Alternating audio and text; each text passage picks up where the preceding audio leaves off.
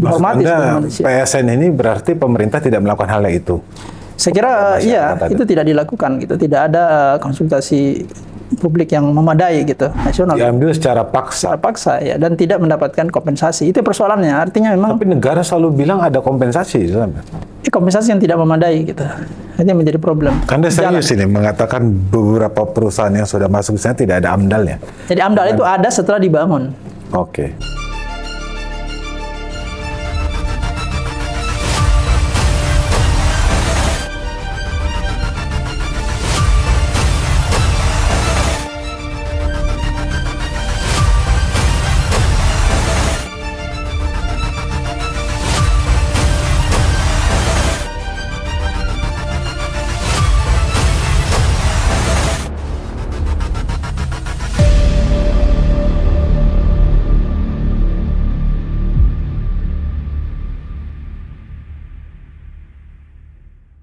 Bung Muhammad Ishak.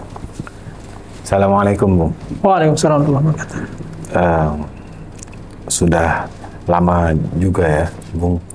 Terakhir kali ke sini mungkin 2 atau 3 bulan yang lalu ya, kayaknya. Mungkin lebih mungkin. Mungkin lebih. Ya. Baik, ada yang menarik hari ini, perdebatan tentang film Pesta Babi, film dokumenter Pesta Babi, yang kemudian mendapat respon yang lumayan. Artinya ada kontroversi terkait dengan isi dari film dokumenter tersebut. Anda sebagai seorang pengamat dan juga peneliti terkait dengan ekonomi, bagaimana pendapat Anda tentang film itu, Bung? Ya, baik, terima kasih. Jadi sebenarnya film itu kan hanya merangkum ya, dari sekian banyak berita-berita, informasi ya, yang tersebar sebelumnya di koran ya, kemudian juga media massa di medsos ya, kemudian di Twitter, di TikTok dan seterusnya, itu kemudian dihimpun menjadi satu alur cerita ya yang lebih sistematis. Jadi bagi saya itu bukan hal yang baru sebenarnya. Itu sudah terjadi puluhan tahun dan baru kemudian mendapatkan respon ya, karena memang diperlihatkan secara visual ya di hadapan masyarakat, dan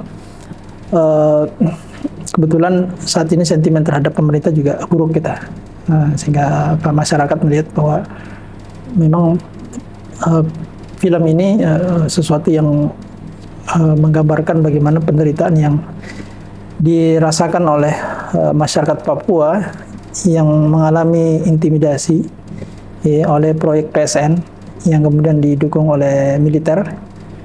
Setelah sebelumnya puluhan tahun mereka sudah terjajah ya secara politik dan secara ekonomi. Kita tahu bahwa Papua ini adalah pulau yang paling miskin di antara sekian pulau-pulau di Indonesia, khususnya di kawasan bagian barat. Sehingga angka kemiskinan di sana sampai ya mungkin 19% yang untuk yang di Merauke ya, bahkan ada yang sampai 25%. Kemudian juga akses ya, jalan yang paling buruk itu ada di Papua. Kemudian juga misalnya kesehatan ya, akses fasilitas infrastruktur kesehatan itu sekitar 30% dari puskesmas itu tidak ada dokternya misalnya. Bahkan ada yang sampai 50% tidak ada dokternya. Ini kan suatu hal yang ironi gitu. Sementara di Jawa ya, seperti di Jakarta ini infrastruktur sudah sangat maju, ya, tingkat pendapatan masyarakat sudah cukup tinggi gitu. Tapi saudara-saudara kita yang di Papua mengalami kondisi ekonomi yang sangat timpang ya. Baru kemudian ditambah dengan lahan-lahan mereka yang dibabat habis ya melalui program PSN, sehingga livelihood mereka atau tempat mereka untuk mencari makan ya, nah itu menjadi terganggu, bahkan hilang kan, karena mereka kan mengandalkan sagu ya di sana, dan sagu-sagu itu ditebang diganti dengan food estate. Tapi Bung Iska, hal yang begini kan sudah sangat biasa. Artinya kan kita bisa lihat banyak sekali hal terkait dengan pembangunan selalu bertabrakan dengan masyarakat adat begitu. Seperti yang ada di India, pembangunan bendungan seandainya. Atau Amerika. Amerika juga mengalami hal yang sama pada saat mau membangun Dakota aset itu ya, yang kemudian akhirnya menggusur beberapa warga setempat atau masyarakat asli atau aborigin juga tergusur. Ya. Artinya atau Xinjiang yang terakhir di Cina. Artinya buat sebuah pembangunan kan itu hal yang biasa. Ya, justru masyarakat saat ini mulai sadar bahwa yang dianggap biasa itu ternyata buruk kita. Jadi bagaimana pembangunan-pembangunan yang dicontohkan tadi itu dan kemudian juga di Indonesia memang dalam banyak kasus selalu meminggirkan ya masyarakat lokal, masyarakat adat, sehingga mereka tidak lagi memiliki penghidupan yang layak pasca proyek tersebut gitu. Padahal sebenarnya kalau pembangunan ya, itu bisa berjalan tanpa harus merusak ya tata sosial masyarakat, kemudian juga tanpa merusak lingkungan yang secara masif gitu. Karena kan ada mekanisme misalnya ada LARP ya, Land Acquisition and Rehabilitation program. Jadi bagaimana masyarakat yang terkena dampak itu diperbaiki pendapatannya gitu. Jadi jangan sampai dengan adanya proyek itu mereka semakin miskin gitu. Tapi justru mereka diamankan terlebih dahulu, mereka atau diberikan alternatif pekerjaan, ya, pendapatan, sehingga mereka bisa tetap hidup gitu. Jadi pemerintah sudah juga memberi subsidi untuk yang persawahan sekitar 900.000 per bulan. Itu kan cuma sekali ya, dan itu kan cuma penggantian lahan ya, penggantian lahan. Kalau di beberapa sumber itu cuma 300.000 per hektar, dan itu setelah itu mereka sudah tidak lagi punya lahan untuk tadi bercocok tanam, tidak punya lahan untuk menanam sagu gitu, dan berburu dan seterusnya gitu. Semestinya pemerintah ya memiliki mekanisme yang baik gitu untuk mengamankan terlebih dahulu masyarakat yang ada di sekitar proyek gitu, sehingga mereka bisa tetap hidup layak, baru kemudian mereka proyek itu dikembangkan gitu. Karena kita tahu juga memang ya yang namanya pembangunan membutuhkan tanah gitu kan, dan sebagian tanah di Indonesia ini kan dalam bentuk hutan gitu, dan itu memang ya, secara sunnatullahnya memang harus dieksploitasi gitu, tapi dengan cara-cara yang tidak menimbulkan dampak ekologis yang semakin buruk dan juga dampak sosial gitu. Contohnya menurut Anda yang paling ideal seperti apa, Bung? Ya sebenarnya saya tidak bisa menunjukkan contoh yang detail ya, yang ideal ya. Tapi sebenarnya secara teoritis memang ada satu konsensus lah di kalangan para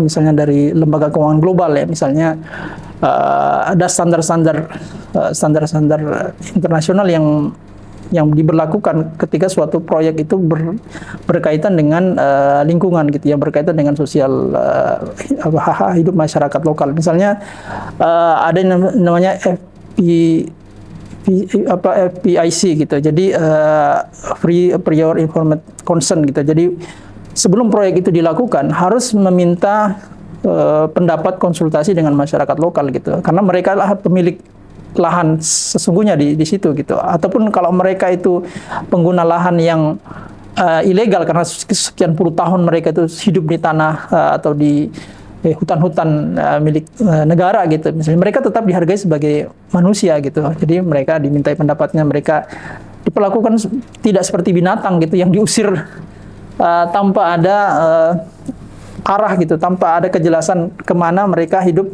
setelah mereka diusir dari tempat tinggalnya, seperti mengusir binatang dari sarangnya, kemudian kita tidak lagi bertanggung jawab terhadap mereka. Ini karena manusia gitu yang perlu dihormati sebagai manusia. PSN ini berarti pemerintah tidak melakukan hal itu? Saya kira iya, itu tidak dilakukan gitu, tidak ada konsultasi publik yang memadai gitu, dan juga tidak ada kompensasi yang seperti tadi yang ada disampaikan, itu sangat kurang sekali. Dan memang ini tradisi PSN ya, di mana-mana di banyak kasus PSN itu kan banyak ya, mulai dari jalan tol ya, kemudian juga pelabuhan, kemudian juga PLTU ya, kemudian juga smelter. Di antara PSN ini banyak kasus-kasus yang dilaporkan, misalnya Kontras ya, tahun 2003 ya, agak lama sih tapi masih relevan. Jadi 2023 maksud saya, itu sekitar 77 konflik ya, yang terjadi akibat PSN ini. Karena tanah-tanah mereka itu diambil secara paksa oleh negara atas nama pembangunan nasional. Diambil secara paksa. Secara paksa ya, dan tidak mendapatkan kompensasi. Itu persoalannya. Artinya memang Tapi negara selalu bilang ada kompensasi.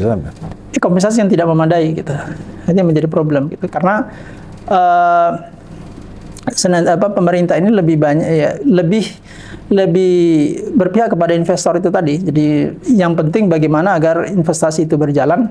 Adapun dampak negatif dari sosialnya dan lingkungan itu tidak begitu mendapatkan perhatian. Sebagai contoh ya, kemudian saya beberapa waktu ini melakukan riset terkait dengan PSN yang berkaitan dengan smelter ya. Jadi sebagian besar smelter kita itu kan dibangun oleh investor Cina kan. Dan smelter ini dibangun di daerah tambang nikel gitu, dan itu berada di pesisir pantai yang di situ sudah ada turun-temurun masyarakat sebagai petani, sebagai nelayan gitu. Ketika smelter ini dibangun dan kemudian terjadi bagaimana pengelolaan limbah itu tidak kemudian mendapatkan pengelolaan yang baik. Padahal sebenarnya ya idealnya limbah itu kan ada mekanisme ya, mekanisme bagaimana limbah itu tidak merusak lingkungan. Itu tidak dijalankan secara proper gitu. Akhirnya ya limbah ini masuk ke sawah, ya masuk ke tambak-tambak masyarakat, sehingga pendapatan masyarakat yang dari sawah dari 100% hanya 30% ya. Nelayan pun juga sama, bahkan dalam kasus yang kami temukan dulu mereka jadi nelayan petambak udang, itu sekarang udah nggak bisa lagi. Daerah mana itu, Bung? Daerah Sulawesi Tenggara. Sulawesi Tenggara ya. Termasuk juga Maluku Utara ya, di Halmahera ya. Itu juga kasusnya sama. Jadi dan itu tidak mendapatkan perhatian oleh pemerintah gitu. Jadi mereka mengklaim bahwa terjadi hilirisasi, kemudian pembangunan industri manufaktur, pertumbuhan ekonomi tinggi gitu ya. Tapi mereka tidak pernah menghitung bagaimana dampak sosial dirasakan oleh masyarakat lokal gitu. Banjir yang dulu mereka tidak pernah merasakan banjir, sekarang itu banjir ya.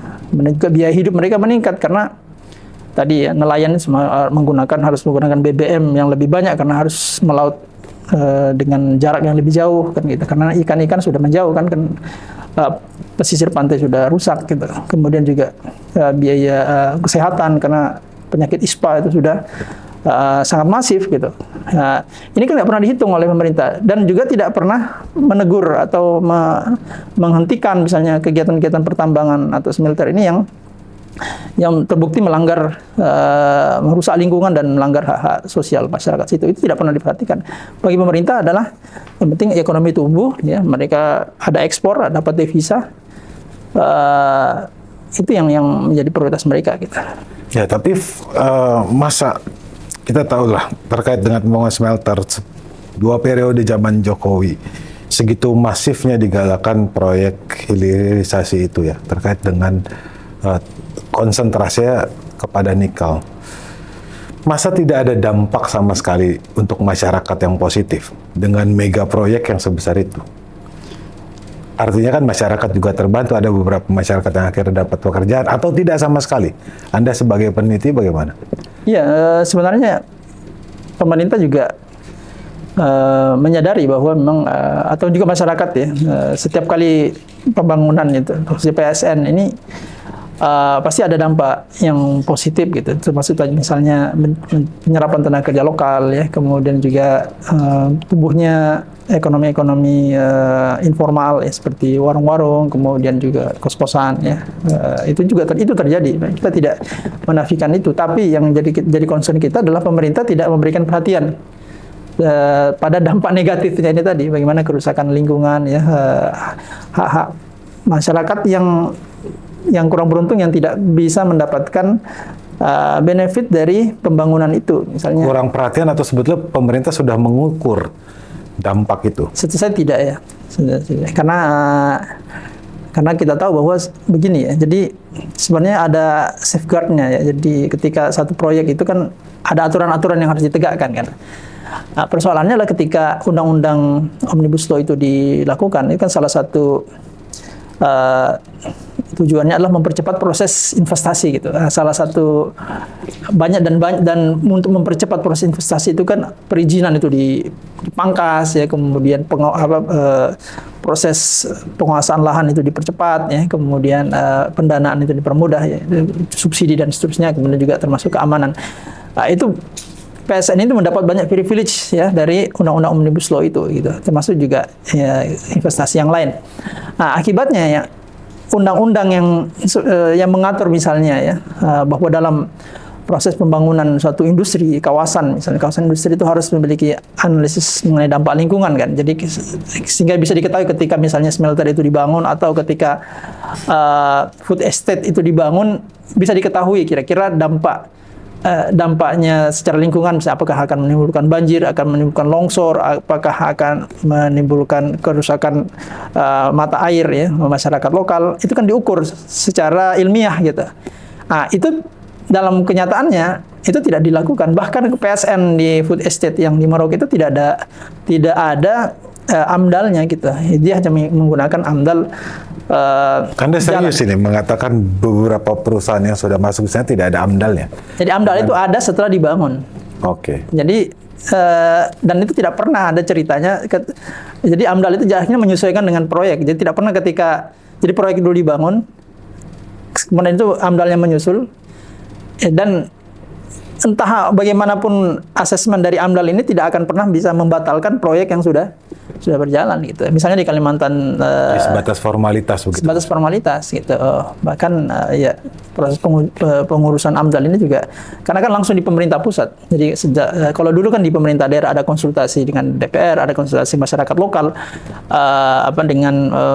dengan para ahli lingkungan, ya, di pegiat lingkungan. Ini kemudian beberapa mekanisme-mekanisme itu dipangkas, gitu, karena dianggap mempersulit, gitu, proses pengurusan lahan, gitu. Akhirnya kan sekarang ya ditarik ke pusat, dan pusat seringkali dan tidak berkoordinasi dengan pemerintah daerah, gitu. Tiba-tiba ada PSN misalnya, kemudian pemerintah daerah ini tidak dilibatkan, gitu. Termasuk juga pengawasan di pusat. Jadi bagaimana mungkin ribuan, kalau di Prabowo ini ada 77 PSN, pemerintah seberapa besar SDM pemerintah pusat untuk mengawasi seluruh PSN yang ada di Indonesia, gitu. Nah, itu sangat terbatas sekali, gitu. Dan pemerintah daerah cuma bisa melihat, gitu, tidak bisa melakukan, kalaupun protes tidak punya taji, gitu, untuk menghentikan proyek-proyek yang memiliki dampak negatif terhadap masyarakat, gitu.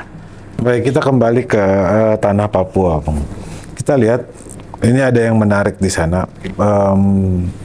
Satu aparat hukum di sana mengawasi 100 orang kalau dikalkulasi. Artinya sangat banyak, over dibandingkan dengan wilayah-wilayah lain. Kalimantan misalnya, kalau di Pulau Jawa kita tahu mungkin 1:10.000 atau angkanya mungkin ribuan. Tapi ini menarik, di Papua pengawasannya seolah-olah sangat ketat begitu.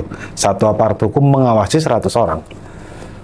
Artinya pemerintah sudah sangat mengawasi apa yang terjadi di Papua.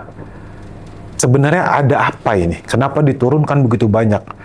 Terkait dengan proyek yang PSN yang ada di Merauke juga kita lihat dekat dengan proyeknya selalu ada kesatuan atau batalion lah kita, atau infanteri militer lah di sana, ada kantor kemiliteran. Nah, ini menarik. Nah, apakah hal yang demikian ini memang bagian daripada proses pembukaan lahan atau bagaimana sebetulnya? Harus di backup militer begitu? Iya, jadi sebenarnya sebelum proyek PSN ini berlangsung kan memang secara keamanan Papua ini juga menjadi persoalan oleh pemerintah pusat, kan. Jadi karena kehadiran OPM yang dinilai mengganggu pembangunan di sana, sehingga memang ada operasi militer yang terus-menerus dijalankan, ya. Dan ketika ada PSN ini, kemudian jumlah daripada aparat TNI yang diturunkan itu juga semakin ditingkatkan, karena untuk menjamin bahwa PSN ini tidak gagal, gitu. Karena ini PSN ini melibatkan modal yang sangat besar, gitu, di kalangan investor, gitu. Sehingga kalau ini gagal, gitu, misalnya terganggu, maka akan mengganggu minat investor untuk investasi lebih lanjut di kawasan tersebut atau di kawasan yang lain. Jadi saya kira secara faktual memang aparat TNI ini diturunkan untuk mengawasi, mempertahankan melawan OPM, jangan sampai mengganggu ya proses pembangunan PSN yang terjadi gitu.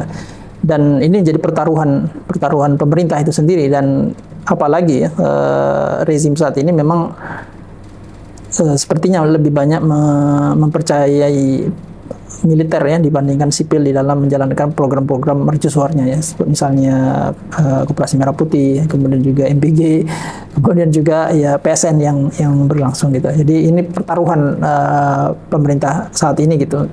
Makanya kemudian mereka menerjunkan militer yang cukup besar ya, seperti tadi yang rasionya yang sangat besar dibandingkan populasi penduduk Papua itu sendiri. Ya, ini maksud saya begini, Bung Ishak, ini obsesi terkait dengan bioenergi yang memang menjadi program strategis nasional yang ada di sana, atau sebetulnya ini titipan daripada oligarki? Karena ini kan pemerintah ikut serta melibatkan TNI di dalam pengawasan itu. Bagaimana pandangan Anda begitu? Ya, memang PSN itu salah satu kelebihannya adalah dari sisi keamanan itu mendapatkan dukungan penuh dari militer gitu, dari tentara gitu. Makanya kalau kita PSN di mana saja itu selalu dilindungi oleh aparat militer gitu. Dan militer ini seperti saya katakan tadi memang sebagai pengaman gitu ya. Jadi jangan sampai proyek-proyek yang berlangsung itu gagal gitu, karena kita ketahui bahwa investor-investor ini yang misalnya kalau kita melihat di Papua itu kan misalnya Haji Isam ya yang sudah investasi 4 triliun ya minimal untuk pembelian eskavatornya itu kan kalau terganggu oleh OPM misalnya atau masyarakat yang melakukan demonstrasi, itu kan suatu kerugian yang sangat besar gitu, sehingga dia menuntut jaminan yang powerful dari pemerintah. Makanya kemudian ya salah satunya yang paling rasional adalah menurunkan sebanyak mungkin aparat TNI di sana. Kemudian yang kedua juga keterbatasan tenaga kerja gitu. Mungkin secara teknis pemerintah menganggap bahwa militer ini lebih mudah untuk dikoordinasikan dan diatur gitu ya, sehingga bisa membantu percepatan pembangunan di wilayah-wilayah yang rawan konflik ya, seperti yang terjadi di Papua gitu. Sekira itu mungkin yang menjadi alasan ya kenapa jumlah militer ya itu terlalu banyak di Papua. Baik, Bung Ishak, yang menarik Anda juga seorang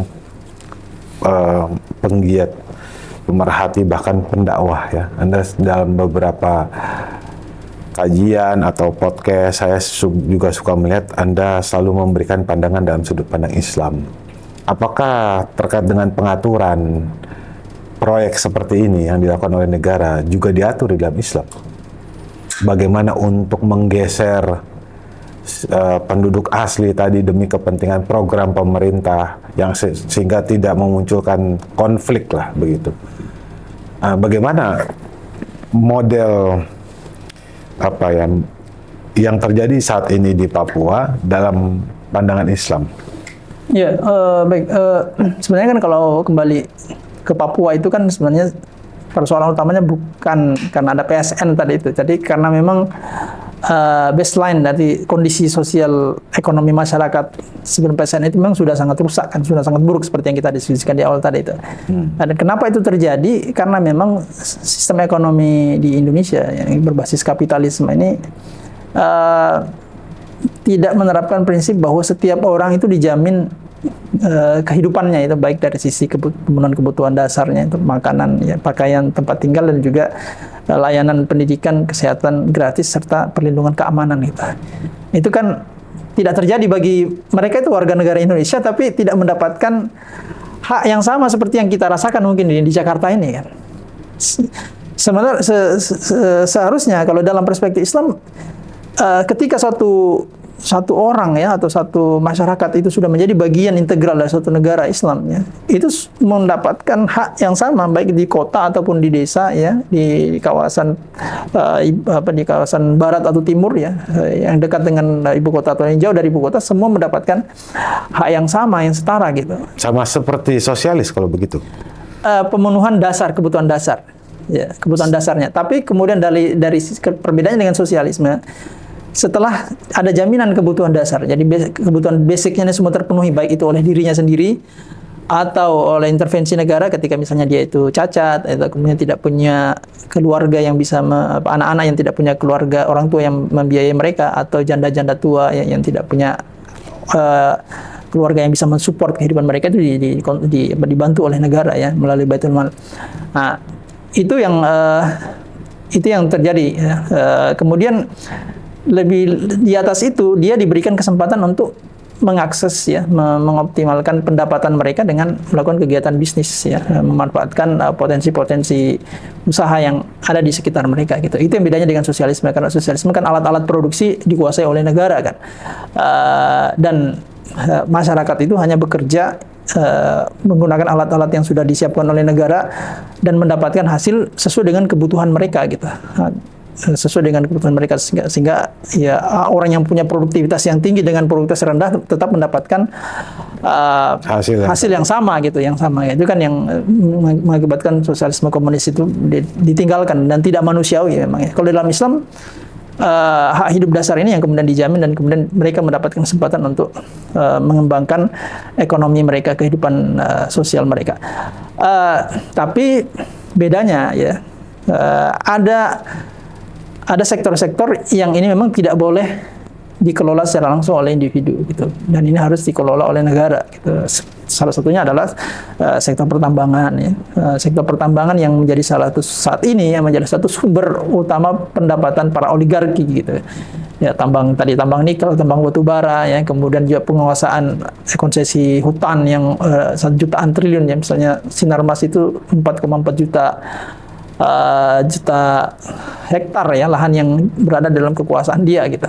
Ini kan akhirnya terjadi ketimpangan gitu. Sementara rakyat kita ya ada sekitar 27 juta petani kita itu yang lahannya kurang dari 0,5 hektar gitu. Jadi bagaimana mungkin bisa kaya kalau lahan sawahnya itu cuma 0,5 hektar. Jadi cuma bisa memenuhi kebutuhan hidup dasarnya gitu ya. Mereka kalau mau menanam itu harus pinjam ke rentenir ya atau ke bank gitu. Kemudian ya setelah panen hasilnya sudah langsung masuk ke para rentenir itu. Mereka hanya mendapatkan pendapatan yang cukup untuk memenuhi kebutuhan hidup sehari-hari mereka, sehingga ya anak mereka kalau mau sekolah, kalau mau kuliah, kalau ada yang sakit itu menjadi problematik gitu, karena mereka sudah tidak memiliki tabungan, tidak memiliki aset yang bisa mengcover kebutuhan dasar mereka gitu. Nah, itu yang terjadi ya di Indonesia gitu. Nah, di dalam Islam masyarakat tidak boleh gitu mengakses sektor-sektor pertambangan ini. Dia akan dikelola negara, tapi hebatnya lagi adalah hasil dari sektor-sektor pertambangan ini kemudian kembali ke Baitul Mal dan diberikan kepada masyarakat gitu. Jadi tidak seperti sekarang, hasil sudahlah sektor pertambangan itu dikuasai oleh oligarki, segelintir elit ya, pengusaha konglomerat, yang kemudian hasilnya itu masuk ke kantong-kantong mereka yang kemudian diinvestasikan di Singapura, diinvestasikan di negara-negara surga pajak gitu. Nah, sementara mereka hanya membayar royalti yang nilainya kecil, yang pajak yang kemudian juga bisa dimanipulasi gitu. Itu yang terjadi. Akhirnya ketimpangan itu terus terjadi gitu. Ketika negara tidak mampu untuk mengelola sumber daya alamnya, bagaimana? Dalam perspektif Islam. Iya. Dalam perspektif Islam itu teknologi ya. Jadi kan pengelolaan itu kan ya dari sisi salah satu ya yang menjadi modal utamanya itu adalah potensi tambangnya kan.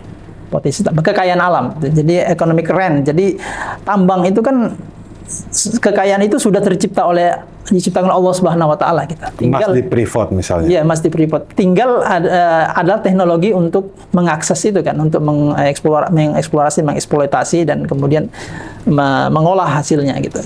Mas, negara dan itu tidak punya seandainya. Sangat gampang karena negara itu memiliki kemampuan untuk menyewa misalnya menyewa tenaga ahli, menyewa ahli manajemen ya, menyewa alat-alat yang dibutuhkan untuk mengeksplorasi itu, dan di masa saat ini saya kira bukan sumber daya alam memberikan hak pengelolaannya, tidak memberikan konsesi ya, jadi service, jadi hanya membeli jasa mereka ya, kemudian mereka diminta untuk mengeksploitasi sumber kekayaan alam tersebut gitu. Dan mereka kan mendapatkan bayaran yang sangat memadai ya. Tinggal masalahnya kan begini saja sebenarnya. Misalnya ketika bedanya ya kepemilikan Freeport itu kan dimiliki oleh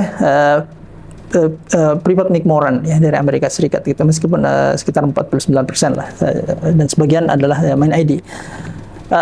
Teknologi yang dimiliki Freeport ya, kemudian ESDM yang dimiliki Freeport ya, alat-alat yang dimiliki Freeport itu kan ada nilainya kan, dan nilai itu bisa dibeli oleh pemerintah gitu dengan kompensasi melalui jaminan kekayaan yang sudah ada di dasar bumi itu berupa emas dan tembaga itu tadi. Saya kira bukan suatu hal yang rumit gitu. Persoalannya adalah selama ini pemerintah itu ditakut-takuti atau merasa khawatir kalau misalnya investor ini hengkang, sumber daya alam kita tidak ada yang mengelola gitu. Atau misalnya kalau kembali ke PSN tadi itu, kalau bukan negara yang mengelola food estate itu, bukan BUMN yang mengelola food estate itu, tidak akan bisa terbangun gitu dengan masif gitu. Atau kalau misalnya bukan swasta yang sinar emas yang mengelola sawit kita itu, tidak akan terjadi investasi ya. Apalagi kan ini suatu, atau misalnya batu bara ya, kalau tidak diserahkan kepada Adaro, Bumi Resource sebenarnya itu tidak akan produktif. Saya kira persoalannya adalah masalah konsesi saja. Selama ini kan konsesi sektor-sektor pertambangan itu dilelang kan. Dan yang senantiasa memenangkan lelang itu adalah mereka yang punya koneksi ke pejabat ya, kemudian juga mereka punya modal kan, dan modal mereka itu sesungguhnya adalah berasal dari jaminan itu sendiri ya. Jadi misalnya misalnya Adaro ketika bersaing ya untuk mendapatkan konsesi blok-blok tambang itu kan ya, modal untuk dia juga sebenarnya tidak memiliki modal kecuali mungkin jaminan dari perbankan kan, bahwa perbankan akan memberikan modal dengan bahwa dia akan mendapatkan konsesi untuk mengelola tambang sekian juta ton gitu. Nah ini saya kira cara ini juga bisa ditempuh oleh BUMN gitu, oleh misalnya sekarang Danantara gitu. Jadi persoalannya adalah masalah bagaimana keberpihakan pemerintah gitu. Apakah pemerintah itu mau berpihak kepada BUMN yang merupakan anaknya sendiri, atau kepada swasta yang lebih sulit untuk dikontrol dan pendapatan pemerintah menjadi lebih, pendapatan negara dalam hal ini lebih sedikit ya. Tapi yang mensponsori presiden sampai di bangku itu kan swasta, Bung. Itu persoalannya. Jadi karena memang sistem demokrasi yang diterapkan, yang berlaku di negara ini memang mengharuskan adanya dukungan politik ya, dengan kapital yang besar gitu untuk bisa memenangkan kontestasi. Dan ketika mereka menang ya, maka mereka harus memberikan kompensasi kan, dalam bentuk proyek ya, dalam bentuk jabatan ya, atau apa saja yang diminta oleh pemberi konsesi. Dan itu juga terjadi di mana saja gitu, termasuk di Amerika Serikat ya, atau misalnya Uni Soviet atau negara-negara lain ya. Para oligarki inilah yang kemudian sesungguhnya memainkan peran ya di dalam menjalankan pemerintahan, termasuk juga mereka mendompleng pada proyek-proyek yang dikembangkan oleh pemerintah gitu. Termasuk PSN saat ini juga begitu. Baik, Bung Ishak, mungkin terakhir ada yang Anda ingin sampaikan sebagai statement terakhir ya, closing statement di podcast kita hari ini. Ya, saya kira memang apa yang terjadi di Papua ya, yang menjadi tema dari film Pesta Babi ini adalah cerminan ya bagaimana buruknya ya sistem distribusi dalam sistem kapitalisme gitu. Jadi bagaimana kekayaan negara, wilayah yang memiliki kekayaan alam yang sangat melimpah, tapi rakyatnya sangat miskin dan terbelakang ya. Dan kekayaan itu justru dikuasai oleh para oligarki, para investor-investor, sangat sedikit yang menetes kepada mereka gitu. Sementara pada saat sama korupsi APBN itu juga sangat kuat ya di sana, sehingga yang menetes ke bawah itu sangat minim gitu. Dan ini semakin membuktikan pendapat atau pemikiran bahwa sesungguhnya sistem kapitalisme itu memiliki cacat di dalam mendistribusikan kekayaan gitu. Dia hanya dia menjadi sumber terjadinya kesenjangan pendapatan di kalangan masyarakat gitu. Yang kaya semakin besar kekayaannya, sementara yang miskin ini semakin terpinggirkan gitu. Dan itu tidak terjadi di dalam Islam gitu. Karena Islam memiliki mekanisme yang sangat komprehensif ya, bagaimana misalnya tadi sumber-sumber kekayaan alam tadi itu dikuasai oleh negara dan kemudian didistribusikan ya, melalui Baitul Mal kepada seluruh warga negara yang hidup di dalam daulah Islam gitu, baik itu di perkotaan atau di pedesaan ataupun dia muslim ataupun non muslim, semuanya mendapatkan hak yang sama gitu. Sehingga saya percaya bahwa ketika negara ini diatur dengan sistem Islam ya, maka masyarakat Papua yang saat ini terpinggirkan akan sejahtera dan mulia gitu, sebagaimana halnya rakyat yang ada di Jakarta ataupun di wilayah lain yang sudah relatif lebih baik tingkat kehidupannya secara ekonomi. Sekira itu, Bang. Baik, terima kasih. Kita begitu, Bung Ishak. Ya, terima kasih.